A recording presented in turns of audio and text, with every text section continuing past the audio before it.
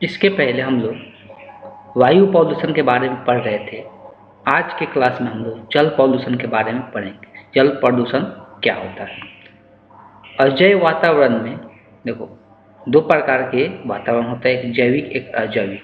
जिसमें निर्जीव होता है उसको हम अजैव कहते हैं। तो अजैव वातावरण में जल प्रमुख भूमिका निभाती है, इसलिए जल जो होता है वो अजैव है, जैव नहीं है, इसमें कोई जान नहीं होता है।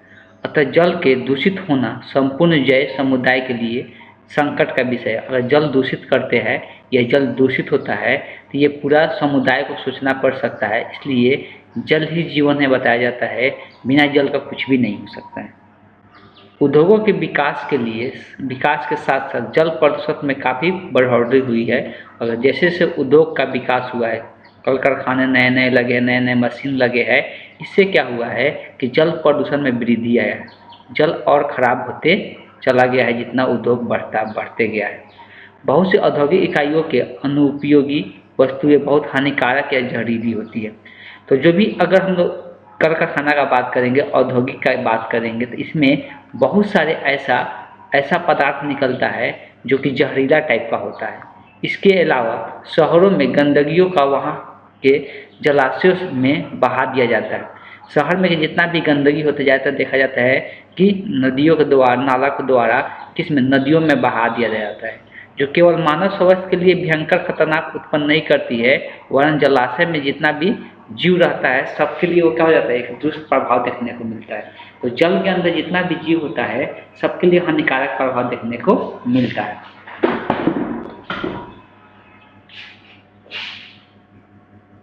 आगे अगर बात करेंगे, ऐसा जल ऑक्सीजन रहित हो जाता है।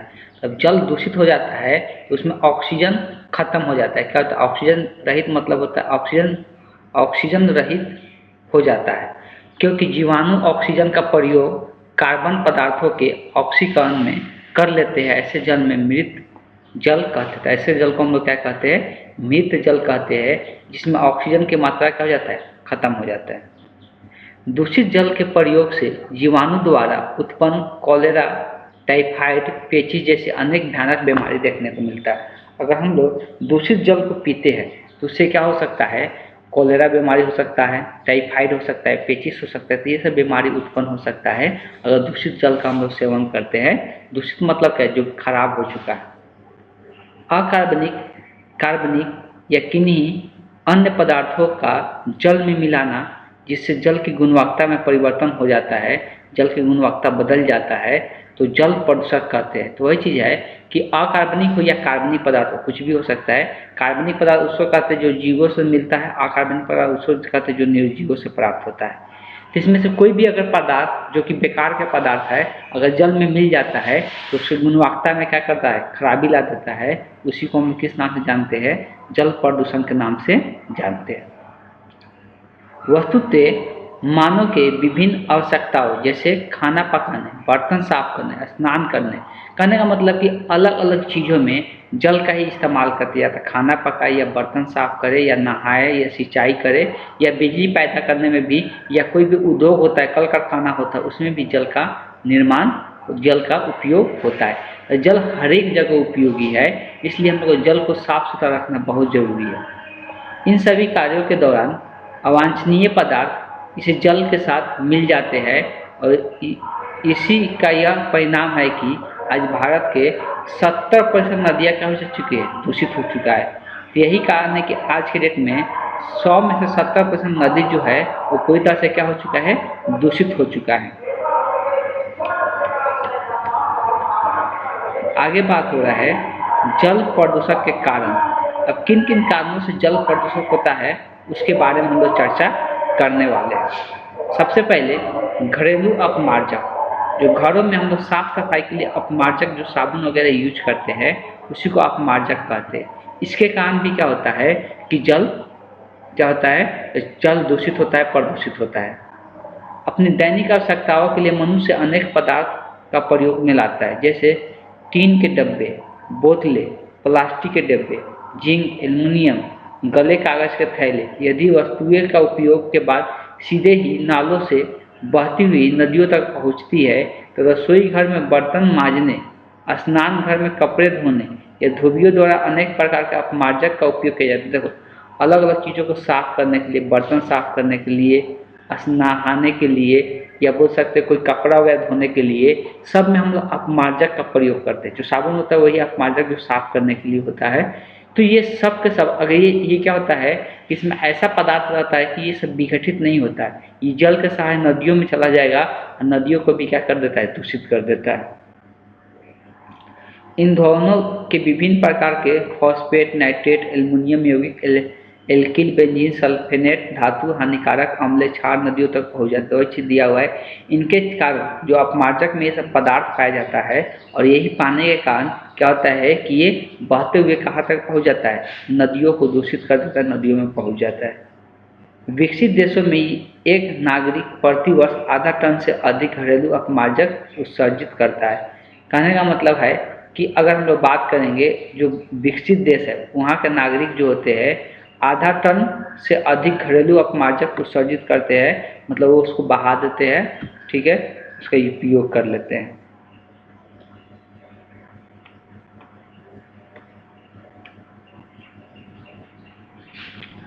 अकार्बनिक पदार्थ जैसे फॉस्फेट, नाइट्रेट के जलाशयों में एकत्र होने की प्रक्रिया को संपोषण कहते हैं। जब अकार्बनिक पदार्थ जैसे फॉस्फेट हो गया, नाइट्रेट हो गया, किसी भी जलाशय में अगर एक जगह इकट्ठा होता है तो उसको हम लोग किस नाम से जानते हैं, संपोषण के नाम से जानते हैं। जिसके फलस्वरूप शैवाल की आबादी में अचानक वृद्धि हो जाती है। इससे क्या होता है, शैवाल की आबादी क्या हो जाती है, बढ़ जाती है। इनमें मुख्यतः नील हरित शैवाल जो होता है उसकी आबादी ज़्यादा बढ़ता है। जैसे माइक्रोसिस्टीन्स जलाशयों की सतह पर फैल जाते हैं और शैवालों की इस अत्यधिक वृद्धि को जल प्रस्फुटन के नाम से जानते हैं। शैवाल का वृद्धि अगर ज़्यादा होता है, इसके कारण अकार्बनिक उसमें मिलने के कारण, अकार्बनिक पदार्थ जैसे फॉस्फेट, नाइट्रेट मिलने के कारण वहाँ पर क्या देखने को मिलता है कि शैवाल का वृद्धि बहुत ज़्यादा देखने को मिलता है। तो उसी को हम लोग क्या नाम देते हैं, जल प्रस्फुटन के नाम से जानते हैं। इन शैवालों से विषैले रसायन उत्पन्न होते हैं, लेकिन ये जो शैवाल होता है इससे एक विषैले रसायन क्या होता है, बाहर निकलता है, जो जलाशयों के जीवों तथा खाद्य श्रृंखला द्वारा पशुओं और मनुष्य के लिए हानिकारक होता है। तो अब अगर बात करेंगे ये जो इससे हानिकारक पदार्थ निकलता है, अब शैवालों की यह अत्यधिक वृद्धि, अब ये खाद्य श्रृंखला के तहत किसी न किसी के शरीर में जाएगा, जो कि हानिकारक प्रभाव देखने को मिलता है। घरेलू अपमार्जकों के प्रयोग में निरंतर वृद्धि होने से जल के प्राकृतिक संतुलन बिगड़ जाती है, जिससे दूरगामी प्रभाव देखने को मिलता है। तो वही चीज़ लिखा हुआ है कि अगर घरेलू अपमार्जक, घरों में अपमार्जक का प्रयोग ज़्यादा मात्रा में करते हैं तो क्या देखने को मिलता है कि घरेलू जो संतुलन, प्राकृतिक जो संतुलन होता है वो बिगड़ जाता है।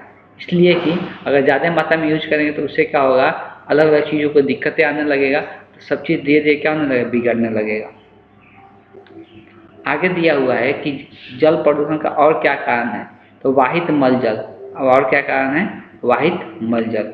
वाहित मलजल का मतलब होता है कचरा, ठीक, टॉयलेट का, किसी लैट्रिन का जो भी कचरा निकलता है वो वाहित मलजल कहलाता है, जो कि नदियों में क्या किया जाता है, बहवा दिया जाता है, नालों में बहवा दिया जाता है। इसके बारे में पहले भी हम लोग चर्चा कर चुके हैं। प्रायः सभी बड़े शहरों या गंदगी बड़े बड़े बंद नालों के सहारे नदियों में गिराई जाती है। हम यह जानते हैं कि अधिकतर नगरों में पीने का पानी, मछली भी इन्हीं नदियों से प्राप्त की जाती है। तो जो नदियों में हम लोग गिराते हैं उस सब नदी से क्या होता है, मछली भी प्राप्त किया जाता है। क्या ऐसा जल जिसमें अनेक शहरों की गंदगी एवं कारखानों के अपशिष्ट पदार्थ गिराया जाए स्वस्थ रह सकता है? बेशक कभी भी नहीं रहेगा। वाहित मलजल के गिरने से जल में ऑक्सीजन की मात्रा में कमी आ जाता है और बायोकेमिकल ऑक्सीजन डिमांड BOD बताए भी थे बहुत अधिक हो जाती है। तो जब ऑक्सीजन का मात्रा कम होता है तो BOD का मान क्या बताएगा, मात्रा ज़्यादा बताएगा, मतलब ये दिक्कत है। BOD का मात्रा क्या होना चाहिए, कम होना चाहिए। वाहित मलजल में कार्बनिक पदार्थ और जैव प्रदूषक अधिक मात्रा में पाए जाते हैं। तो वाहित मलजल में कार्बनिक पदार्थ या जैव प्रदूषक जो होता है वो अधिक मात्रा में देखने को मिलता है। इनकी उपस्थिति जीवाणु और कवकों की संख्या में वृद्धि कराती है। अगर जब तक ये उपस्थित रहेगा तो क्या होगा, जीवाणु और कवक की संख्या में वृद्धि देखने को मिलता है। इन जीवों द्वारा अपघटन के लिए ऑक्सीजन की आवश्यकता पड़ता है, जिससे कि जल में घुली ऑक्सीजन की मात्रा में कमी होती जाती है और इसके चलते जलीय जंतु जैसे मछली का मृत्यु भी हो सकती है। अब देखो एक चीज़ लिखा हुआ है कि जो भी जैविक चीज़ नालों में हम लोग बहवा देते हैं, नदियों में बहवा देते हैं, उसमें क्या होता है, उसको विघटित करने के लिए सूक्ष्मजीव सहायता करता है। अब जब सूक्ष्मजीव उसको विघटित करता है तो विघटित करने में क्या होता है, ऑक्सीजन उन लोग को ज़्यादा मात्रा में चाहिए रहता है, तो उसमें का पानी का ही ऑक्सीजन लेना शुरू कर देता है और पानी का ऑक्सीजन लेकर धीरे धीरे पानी का ऑक्सीजन क्या कर देता है, खत्म कर देता है, तो ऑक्सीजन रहित हो जाता है। इसी कारण खतरा देखने को मिलता है और ये हर एक साल थोड़ा न थोड़ा बहुत क्या है, खतरा का नजर आ रहा है। तीसरा कारण दिया हुआ, ये तो वाहित मलजल हो गया। तीसरा कारण दिया औद्योगिक अपशिष्ट। ये भी कारण है जो क्या कर रहा है, जल का पॉल्यूशन हो रहा है, जल पॉल्यूटेड हो रहा है। कौन सा कारण, औद्योगिक अपशिष्ट कारण।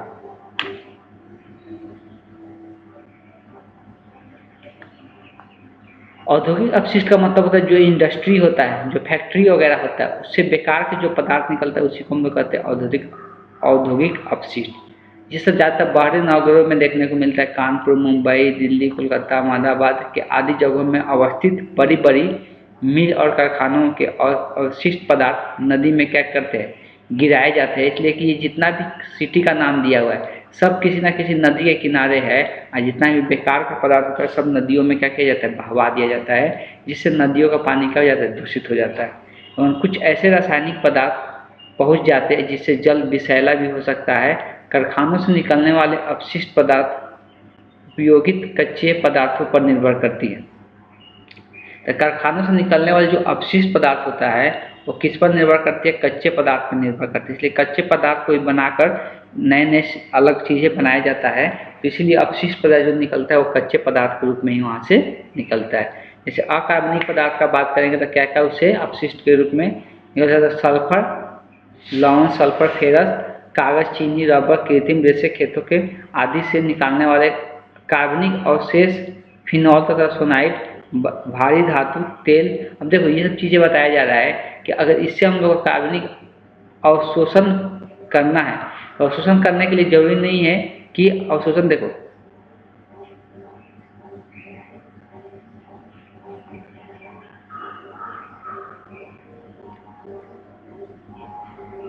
सिर्फ जब अवशेष के रूप में निकलता है तो भारी धातु, तेल, धूल, कोयला आदि कारखानों में निकलने वाले मुख्य अपशिष्ट होता है। तो वो अपशिष्ट के जो रूप में निकलता है उसको हम लोग क्या कर सकते हैं, उसका उपयोगी बना सकते हैं।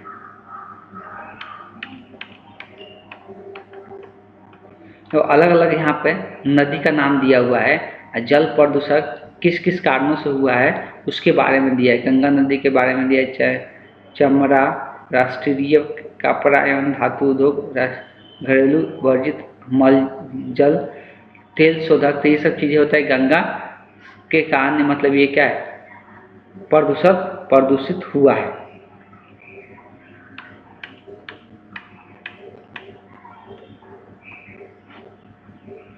वही यहाँ पर अलग अलग नदियों का नाम दिया हुआ है और वो नदी किस कारण से प्रदूषण हो रहा है, जल प्रदूषित हो रहा है, उसके बारे में यहाँ पे दिया हुआ है। सभी का डिटेल दिया है, सारा नदी के बारे में, यमुना के बारे में दिया है, जितना भी यहाँ पर कुछ महत्वपूर्ण नदी है जो इंडिया का, भारत का, उसके बारे में दिया हुआ है। किन किन कारणों से ये प्रदूषित हो रहा है उसके कारण का नाम यहाँ पे दिया हुआ है। कौन सा उद्योग के कारण प्रदूषित हो रहा है उसके बारे में भी दिया हुआ है। ठीक, आगे दिया है झारखंड के बारे में। झारखंड में स्थित बोकारो स्टील प्लांट, देखो झारखंड में तो जमशेदपुर में बोकारो स्टील प्लांट का अवशिष्ट पदार्थ निरंतर दामोदर नदी में गिरता है, जो कि दामोदर नदी को क्या कर रही है, कचरा कर रहा है। इसलिए जितना भी बड़े बड़े कल कारखाने होते हैं वो नदी के किनारे ही बनाए जाते हैं। यहाँ पर देख सकते हैं जितना भी बड़े बड़े कल कारखाने होते हैं वो सब के सब क्या होते हैं, नदी किनारे बनाए जाते हैं। इसलिए कि वहाँ से उसको आसानी होता है हर एक चीज़ को लाने ले जाने में, जो कच्चे मालों का लाने ले आने में भी। इसलिए पनिया जहाज से आसानी से लेके आ जाते हैं तो उसको ले आने में आसानी होता है। इसलिए ज़्यादातर जितना भी शहर बसता है वो सब के सब देखने को मिलता है कहाँ पे रहता है, तो नदी के किनारे ही रहता है। इसलिए जितना भी अपशिष्ट पदार्थ होता है, अपशिष्ट पदार्थ को नदियों में बहाना भी आसान होता है। इसलिए जितना फैक्ट्री वगैरह होता है सबके सब क्या करता है, अपशिष्ट पदार्थ को नदियों में बहवा दिया जाता है। या बोल सकते हैं जितना भी नाला होता है जिसमें से मल जल आता है उसको भी क्या किया जाता है, नदियों में ही बहाया जाता है। इसलिए ज़्यादातर शहर कहाँ पे रहता है, तो नदी के किनारे ही बसा हुआ रहता है। जैसे पटना शहर का नाम देते हैं, पटना भी सभी को पता है कि ये गंगा नदी के किनारे बसा हुआ है। यहाँ इसीलिए ये बड़ा सा शहर बसा हुआ है क्योंकि इसके बगल में क्या है, नदी है। लेकिन अभी ऐसा नहीं, अभी आज के डेट में बहुत ज़्यादा ऐसा देखने को मिलता है कि नदियों को सफाई किया गया है, नदियों को साफ सुथरा किया गया है पहले के तुलना में।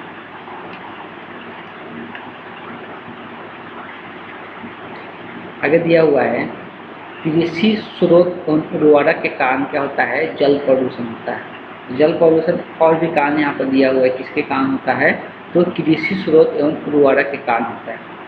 कृषि का स्रोत या उर्वरक जो हम लोग इस्तेमाल करते हैं उसके कारण हम लोग को जल प्रदूषण देखने को मिलता है। अधिकाधिक उपज की प्राप्ति के लिए हम लोग चाहते हैं कि ज़्यादा से ज़्यादा उपज प्राप्त हो, प्राप्ति के लिए विभिन्न प्रकार के उर्वरक का हम लोग इस्तेमाल कर देते हैं। जो खाद वगैरह जो यूज करते हैं मार्केट से खरीद कर लाते हैं उसी को हम उर्वरक कहते हैं। तो उसका इस्तेमाल अधिक से अधिक कर देते हैं। वही अधिक उपयोग करने का, अधिक उपजाऊ फसलों की जातियों को उगाने के लिए उर्वरक का उपयोग आवश्यक होता है। और इन उर्वरकों में क्या पाया जाता है, नाइट्रोजन पाया जाता है, फॉस्फेट पाया जाता है, पोटेशियम पाया जाता है आदि बहुत अधिक समावेश होता है। जो वर्षा जल के साथ जब बारिश होता है तब बारिश जब होगा तो ऑब्वियस है कि वो खेतों से क्या करेगा, वो सब पदार्थ को लेकर नदियों में या किसी तालाब में लेकर चला जाएगा। तो इसलिए लिखा है साथ साथ निकट के जलाशयों में अंतर पेयजल में भी मिल जाता है। जो पीने वाला जल होता है उसमें भी क्या होता है, ये मिल जाता है। सुपोषण के चलते जलाशयों में अनेक समस्याएं पैदा हो जाती है एवं मानव के लिए यह बहुत हानिकारक देखने को मिलता है। तीसरी चीज़ है कि ये उर्वरक के कारण ऐसा देखने को मिलता है कि जल का पॉल्यूशन किस प्रकार से होता है। पीड़कनाशक जो यूज करते हैं इससे भी खतरनाक जल पॉल्यूशन देखने को मिलता है। इसमें ज़्यादा खास बताएंगे ना, बहुत बता चुके। पीड़कनाशक जो होता है जो घास वगैरह को, कीटों वगैरह को मारने के लिए छिड़काव किया जाता है, जो कि DDT का छिड़काव इसमें से महत्वपूर्ण होता है। ये DDT का छिड़काव जो किया जाता है ये इसका कभी भी अवघटन नहीं हो पाता। अवघटित नहीं होने के कारण ये हम लोग को पोषण स्तर के तहत, आहार श्रृंखला के तहत ये हम लोग को शरीर में भी क्या होता है, आ जाता है। आहार श्रृंखला के तहत ये हम लोग को शरीर में भी इंटर कर जाता है। इस बात को भी ध्यान में रखना, ये सबसे ज़्यादा हानिकारक प्रभाव देखने को मिलता है हम लोग के लिए। इसलिए DDT का अवघटन नहीं होता है। अवघटन नहीं होने के कारण यह आहार श्रृंखला के तहत हम लोग के शरीर में भी आ जाता है। ये पीड़कनाशक के कारण भी क्या होता है, अभी ये देखो ये जल में भी जा सकता है। इसलिए कि वर्षा वगैरह होगा तो वर्षा के तहत क्या हो जाएगा, ये जल में भी चला जाता है।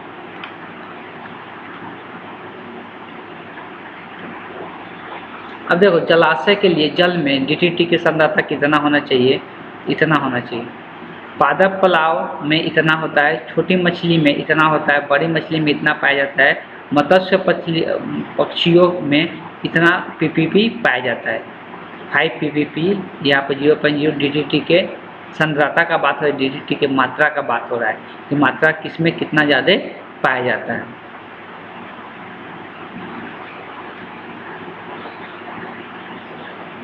आगे है ये हम लोग क्या था, पीड़कनाशक 5 नंबर। 6 नंबर है तापीय प्रदूषक।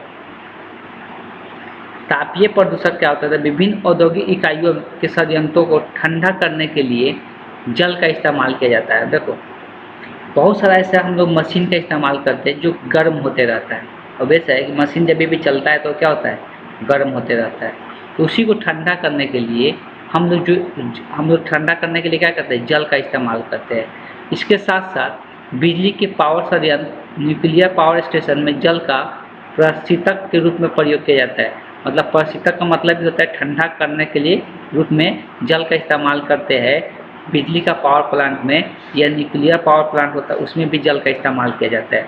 और इनके गर्म पानी को पुनः उसी स्रोत में मिला दिया जाता है जिससे पानी का तापमान बढ़ जाता है।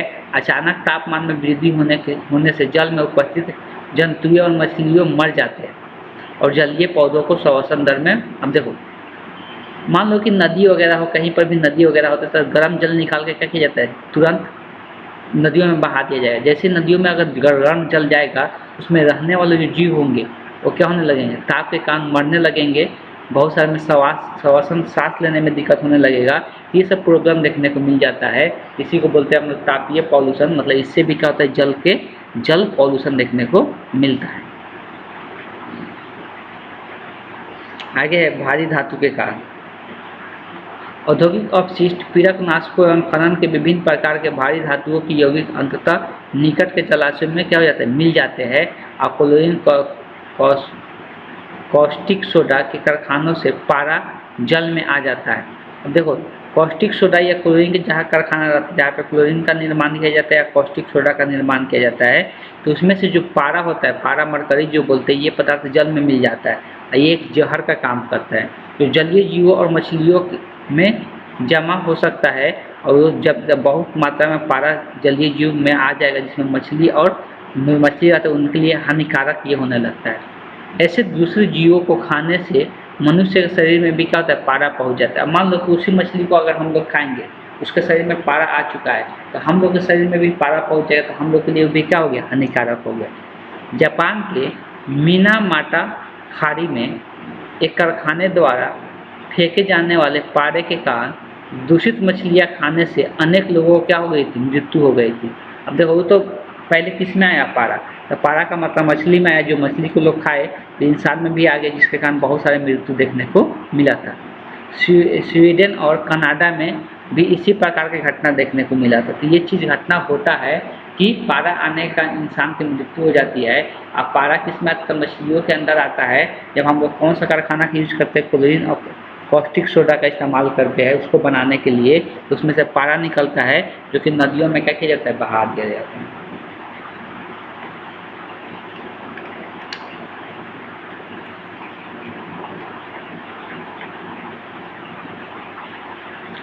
औद्योगिक प्रतिष्ठानों और अवशिष्ट पदार्थ जिन पाइपों से बाहर जलाशय में भेजा जाता है, वे पाइप लेड के बने होते हैं और इन पाइपों से लेड निकलकर जल की सतह पर जमा होता है और ये जीवों को त्वकों में जमा होकर उन्हें हानि पहुंचाता है। अब देखो, जो पाइप लगा रहता है, जब भी उद्योग रहता है तो उद्योग में क्या होता है, पाइप लगाते हैं, सब अवशिष्ट निकल के आ रहा है और नदी में क्या हो, नदी के किनारे आकर बह के गिर रहा है। जब ये जो पाइप होता है, इसमें एक चीज़ लगा रहता है, इसको हम लोग एक पदार्थ को बोलते हैं, उसको हम लोग क्या बोलते हैं, लेड कहते हैं। अब लेड ये पानी की सहायता से नदियों किनारों पर आकर लग जाता है। अब जो उस जल में रहने वाले जीव होते हैं, उनके लिए ये लेड क्या होते हैं, हानिकारक प्रभाव इसका देखने को मिलता है। आगे बात करेंगे, कॉपर और जस्ता मोलास्का के वर्ग के प्राणियों में एकत्रित होकर उनकी वृद्धि और प्रजनन। देखो, वैसे कॉपर और जस्ता का होता है, मोलास्का वर्ग के जितना भी प्राणी होता है उसके शरीर में यह मात्रा बढ़ जाता है, बढ़ने का उसकी वृद्धि और प्रजनन को, सभी चीज़ को क्या करता है, रोक देता है, खराब कर देता है।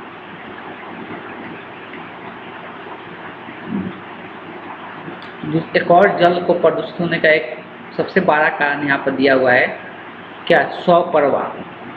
अब हिंदुओं में ये प्रथा होता है कि 100 को क्या करना है, कि बहुत लोग क्या करते हैं, 100 को नदियों में बहा देते हैं, 100 को नदियों में बहा देते हैं। अब अभी से जब वो नदी में बहेगा, उसको पशु, मृत पशु, मतलब उसको कोई ना कोई खाएगा ही, खाकर उसमें सब कचरा करेगा, नदी क्या करेगा, प्रदूषित होगा। तथा लाशों को जलाने के बाद बचे हुए मांस के लोथड़े को गरीब लोग सीधे संपूर्ण लाश को जल में बहा देते हैं।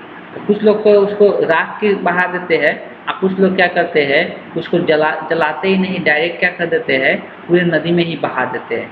एक अनुमान की बनारस के मणिकर्णिका घाट पर हर रोज लगभग 3100 लाए जाते हैं। देख सकते हैं, एक जगह दिया हुआ है बनारस के मणिकर्णिका घाट, वहाँ पे एक दिन में लगभग बताया जाता है 3100 लाया जाता है, जिनमें 95% 100 को सीधे जल में क्या किया जाता है, बहा दिया जाता है। मतलब 95% जो उसमें से होता है बहा दिया जाता है और 5% 100 को क्या किया जाता है, जलाया जाता है। ये बहुत बड़ा इफेक्ट वहाँ पर देखने को मिलेगा।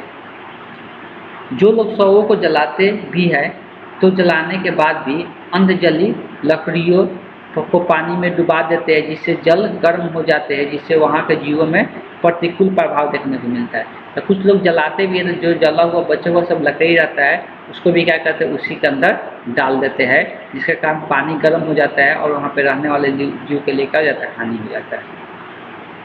शव या अर्ध जले मांस के लोथड़े जब पानी में पहुंचते हैं तब जीवाणु द्वारा इनका क्या करते हैं, अपघटन तेजी से होता है। फलस्वरूप जल में ऑक्सीजन की क्या होने लगती है, कमी। अब देखिए, जब जीवाणु उसका अपघटन करेगा तो जीवाणु की संख्या बढ़ेगा, और जीवाणु की संख्या बढ़ेगा तो उसको ऑक्सीजन चाहिए, तो जल का ऑक्सीजन क्या करने लगता है, लेने लगता है, तो जल में ऑक्सीजन की कमी होने लगता है, जिसके कारण उसमें रहने वाले जीव के लिए क्या होने लगता है, दिक्कतें का सामना करना पड़ जाता है। धार्मिक अनुष्ठान ये क्या है, तो भारतवर्ष में छठ जैसे धार्मिक पर्वों को काफ़ी मात्रा में विभिन्न प्रकार से छठ पूजा होता है, जो कि नदियों के किनारे ही किया जाता है। काफ़ी मात्रा में विभिन्न प्रकार की सामग्रियाँ, फूल, बेलपत्र आदि को क्या किया जाता है, नदियों में विसर्जित कर दिया जाता है। ये भी हम लोग को देखने को मिलता है, ज़्यादा मात्रा में विसर्जित करने के कारण जो नदी का पानी हो जाता है वो क्या जाता है, दूषित हो जाता है, ऐसा देखने को मिलता है। अभी जो जल प्रदूषण होता है इसका क्या क्या प्रभाव देखने को मिलता है, इसके बारे में हम लोग को चर्चा करना है। तो जल प्रदूषण का जो प्रभाव होगा, ऐसा करेंगे, इसको हम लोग नेक्स्ट क्लास में पढ़ेंगे, उसके बाद हम लोग आगे का चर्चा करेंगे। आज के क्लास को हम यहीं पे एंड करते हैं।